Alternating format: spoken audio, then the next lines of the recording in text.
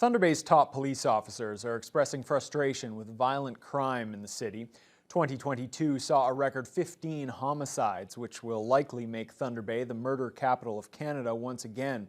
But the acting police chief and the head of investigations say the violence extends far beyond those killings. Vasilios Bellos reports. It was Thunder Bay's deadliest year in its history, with 15 homicides in 2022. And as Detective Inspector Jeremy Pearson explains, there was a common theme in many of them. One of the primary factors in the homicides and the violence that we've seen this year is, in fact, the illicit drug trade, either as a direct contributor to the interaction that then leads to the homicide itself, or as a factor related to the parties involved. Of the 15 homicide investigations, arrests and charges have been laid in 13, though the investigations remain ongoing. With a year as tragic as 2022 came with it a strain on police resources, considering what is required to investigate a homicide. The initial response, talking to witnesses in the area, and apprehending suspects are just a few of the aspects of a homicide investigation. These crimes, along with other serious altercations like assault, require what Acting Chief Dan Taddeo calls an all-hands-on-deck approach, something that he says is required but does cause issues.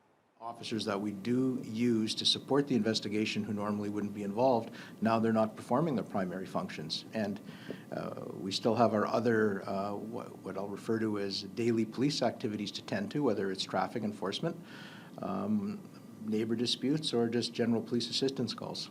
Drawing on skilled investigators from other areas of the department, which then causes a backlog in their primary portfolios.